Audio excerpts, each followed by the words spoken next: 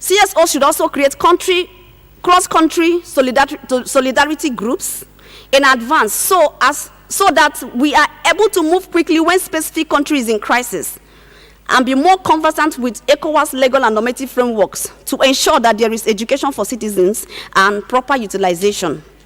The media should also continue to be fearless in their reports while also employing responsible journalism based on truth and social justice. NGOs should form a continental coalition for the defense of the civil society and the media. In conclusion, WABA understands that the work is huge, but we pledge to work with ECOWAS, including the ECOWAS Parliament, the political affairs, the legal affairs, in technical capacities and for diplomatic engagements to ensure that peace and stability returns to the region. The organization pledges to lead the implementation of suggestions from our webinar series to continue to advocate for ratification and implementation of ECOWAS Protocol on Democracy and Good Governance. The association pledges to work with national bar associations in member states to conduct trainings on the protocol, and will continue to lend her voice to speak out against unconstitutional regimes and other tropical issues in the sub-region. WABA, as an organization, advised ECOWAS to pioneer support for more women representation in national politics. West African Bar Association is an association of lawyers in West Africa. We have national bar associations across the sub-region as our members. We work with the leadership of the bars. We also have individual members and those that and also members by appointment. So we work on issues of human rights, democracy, good governance, etc., etc. I thank you so much for listening, and I want to use this opportunity to also say that I will be transmitting a letter that we wrote from the continental webinar that we organized on trends in democracy and elections in Africa, with spotlight on Africa, to the Parliament. I'll be forwarding the letter to Hawa. Thank you so much for listening.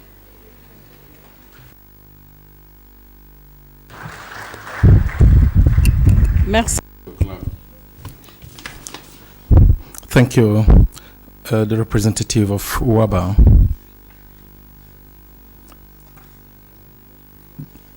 The representative of the University of Science and Technology, Kwame Nkrumah, if you are here, you have the floor.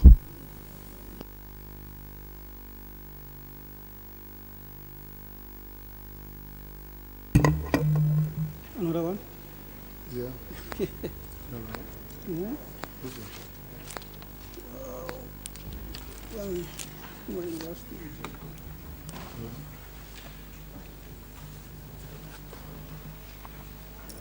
We are listening to the lecture.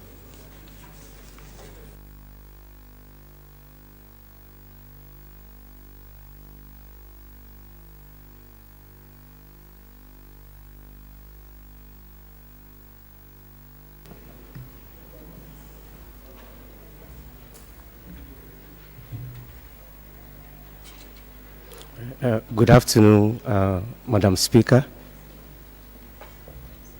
honorable members of ECOWAS Parliament, all other protocols observed. My name is Oladeji Olaore, and I'm representing the USAID funded partners on the use of evidence by African parliamentarians. Let me quickly say that our presentation is not on human rights. However, our presentation centered on what has been discussed here today mainly, particularly about the fact-finding missions, as well as the evaluations that this august body is carrying out in member countries. So the USAID decided to fund a research to assess the use of evidence by African parliamentarians. And we are here to present to you the preliminary findings of that study, as well as also get your feedback. So the outline is quickly give you a brief overview of the study, the rationale and the purpose, objectives of the sessions, also to give you the methodology, that is the approach we use in carrying out the study. Then we talk briefly about the respondents' backgrounds, then the findings, recommendations, as well as listen to your recommendations as well in order to improve the report. I said preliminary findings because the research is still ongoing. As a matter of fact, yesterday we interviewed some members of this body as part of the study, and we continue to engage with members. The study background.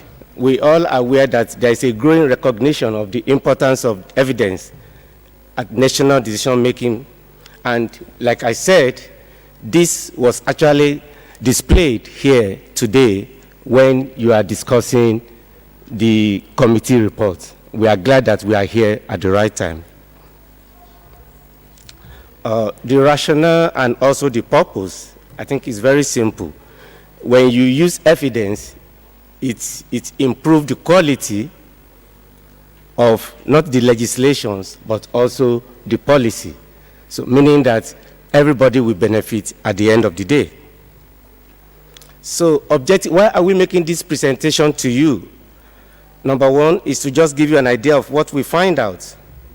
Number two is also to solicit feedback from you based on your experiences on the issues of access and the use of evidence. I want to emphasize the word access and the use of evidence because in the research we've conducted so far, we discovered that there is a difference between having access to evidence and also the ability to use the evidence. So the two are not the same. You may have access to an evidence and certain situations or factors may not allow you to use such evidence. And like I said, finally, we would like to get some recommendations or feedback from members of this body in order to improve the quality of our report. I will go to the methodology straight. In conducting, this is by the way, this is a pilot study, and then when we developed the questionnaire, it was a face-to-face questionnaire, and it was administered to participants in selected 10 countries in sub-Saharan Africa. And each country, we have 10 MPs, we targeted 10 MPs and also 5 members of the staff of the parliament. And the countries are Ghana, Liberia, Niger, Cote d'Ivoire, Kenya, Uganda, Cameroon, Botswana, Malawi, and Zimbabwe. A convenience sampling approach was adopted in recruiting participants, meaning that it is members that are available. It is not a methodological study. If you are available, and then we approach you for the interview. But at the same time, some factors were considered in selecting members. Political party affiliation, gender, years of experience in parliament, committee leadership, leadership position in parliament. All of these were considered in selecting the participants. In West Africa, 4 countries were selected, as you can see from the list. In East Africa, we selected 2 countries. In Central Africa, 1. And in Southern Africa, 3 countries were selected, trying to maintain a balance among all these countries. Another consideration was also linguistic, particularly in West Africa. We make sure that we have both Anglophone and Francophone countries equally represented. And the third, and also which is very important consideration, was the fact that we are looking at the countries where USAID either currently planned parliamentary support program, they have existing programs going on, or they plan to have programs in the future. So let me give you the background to the respondents.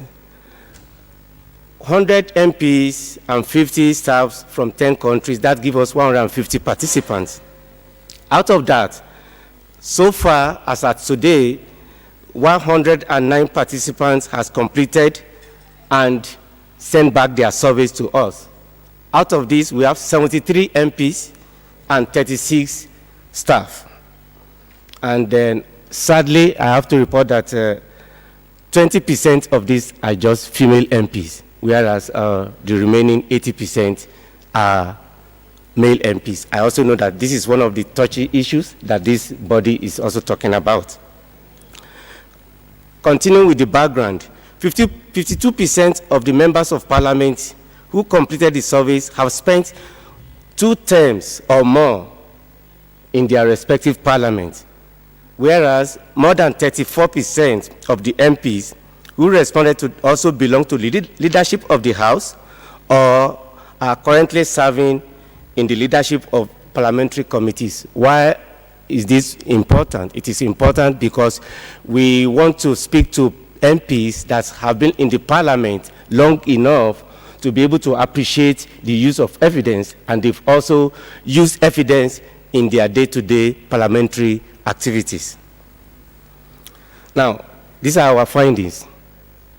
The current use of evidence in legislation. When we asked members that, can you please range how you are using evidence in what you do, both in legislations and your decision makings when it comes to policy issues. About 2/3 of the respondents, which is 56%, rated their current use of evidence in Parliament as high or very high.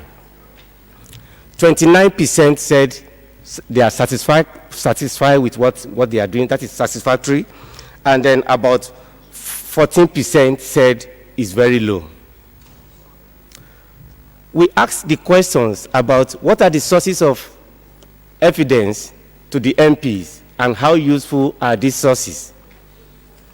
96% of parliamentarians who responded, completed our survey, said that online and virtual is #1 source of their evidence. And 95% said they use internal sources. Internal sources means their research department, their parliamentary budget offices, and other available information they can gather within their own parliament. 93% of respondents said that they actually rely on civil society organizations, think tanks, universities. So those are the three. We asked the same question from the staff. Interestingly, the staff also they rated their assets along the same pattern with the members. We asked them, how easy is it for you to access these sources? How easy is it for you to go online? How easy is it for you to ask your research department to give you information? 99% of our respondents cited that it was easy for them to go online or get their information virtually. When we probed further, the response we got was that with the advent of the smartphones, they can sit down wherever they are, Google the information, and try to make use of that. The flip side of that is that we don't know how reliable this type of information is. 97% said that it is easy for them to access internally sources of evidence, that is, talking to their research department, asking the parliamentary budget offices and other internal sources to give them information. And 81% also said that it was easy for them to access external sources. Same question was asked the parliamentary staff, and then they also rated their accessibility the same order as the MPs, that is online, internal, and external. Now, we asked about how useful are the evidence that we get from these sources. Majority of the parliamentarians, also 97%, indicated that the evidence from both internal within parliament and virtual are most useful to them. So there is a tie here. We have internal and virtual. And whereas 96% indicated that the external sources are very useful. Interestingly, parliamentary staff also rated this question same way. Now, we asked MPs, what are the types of evidence that you commonly use? What are the type of information that you commonly used? And then the responses vary.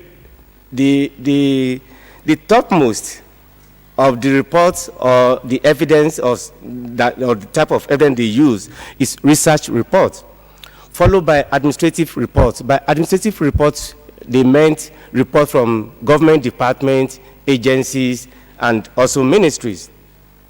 The third type of evidence that MP said they commonly used are reports coming from special committee reports or investigative reports.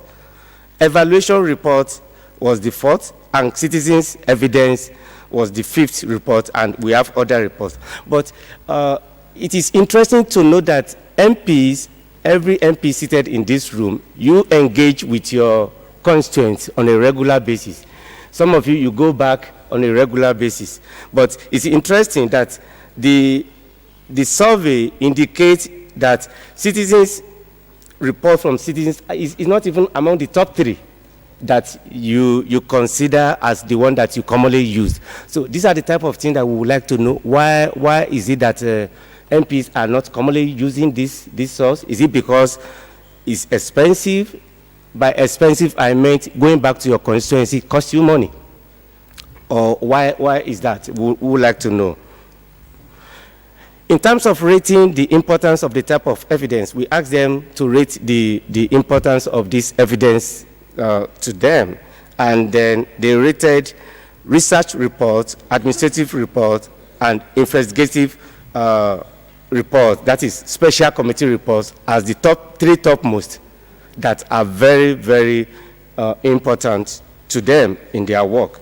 Again, citizens' report didn't make it to the top three. We asked MPs and their staff what are the challenges they have in assessing evidence. And also, I'm going to make a clarification here. Assessing is different from using. We are not asking them using. We are in terms of how, if you want to assess an evidence, what are the challenges you face? Number one challenge is resource challenge. They said lack of enough resource. And they explained what they meant by that. They need enough staff, they need enough money to be able to equip even the library, the research department. Then another challenge they have is lack of skills and capacity among the MPs. And then the third challenge is difficulty in assessing the source of the evidence itself. And the last one was political challenge, which also is something that our literature review also revealed that it's a different thing to have the evidence, but the political environment may not allow you to use the politics of evidence, that you may have the evidence, but you may not be able to use it. So what are the major obstacles to using the evidence? Number one, they talk about ICT and the connectivity. They talk about administrative challenges, financial and other resources, political, which I've explained, and skills and capacity. You can see that both the challenges to the assessing and using are similar. Now, we asked MP, what are the information support systems available to them at their various parliaments? And then the number one they gave is parliamentary caucus. It's interesting that MPs will first of all go to their caucus, either political caucus or female caucus or whatever caucus is available to them to seek evidence. And then the second one is collaboration with civil society organizations. Then the third one, in terms of support system, is the committee staff. Then the fourth is parliamentary budget office, research and research department. These are the information support system that MPs listed that are available to them. We asked the question, what are the skills that they need, that MPs need to be able to assess evidence? Majority of respondents said they would need to be trained on ICT and the use of evidence. Also followed by the use of digital tools in this age. So we're talking about the mobile tools, the GIS, especially when you go on your oversight, there are a lot of digital tools that can support you in gathering evidence. They said they would like to be trained on that. And then the third skills required by MP, some of them said they need the analytical skills. How do you get a lot of information from the executive and you are overwhelmed? What do you do to be able to synthesize this information and bring out the necessary and most important ones out of that? We also talking about the skills and support by required to effectively use the evidence. What came out of the study is that they need the support to be able to assess and generate the evidence. They need support also in documenting and communicating this evidence in a very convincing way. Again, we talk about you may have the evidence, but is the evidence usable to you when you need it? Also, MP said that they will also need assistance in appraising the quality of evidence. Again, in this information age, there are so many information out there. Then the question that, what is the quality? How do you determine the validity of the information you have? Otherwise, you may be arguing on the premise of a faulty information that you have. So we asked the parliamentary staff the skills that they require to be able to use evidence effectively. And some of the points that they raised are they need increased awareness in the and knowledge about the knowledge management platform.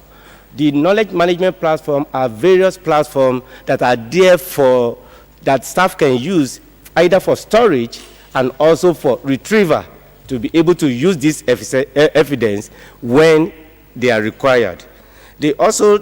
The staff also indicated that they will need support in how to assess and generate the evidence.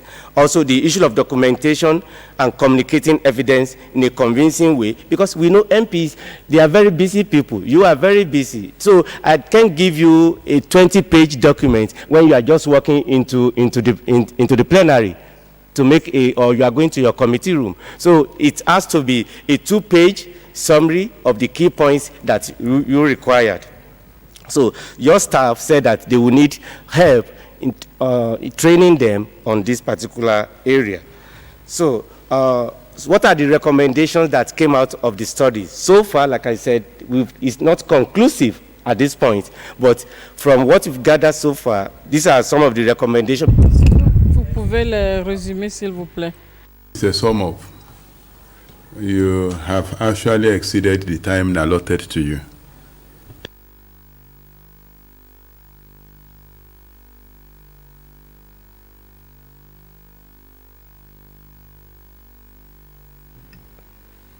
Thank you. Build the capacity of MPs to enable them to be more effective at the use of evidence, adequate financing towards the generation of evidence,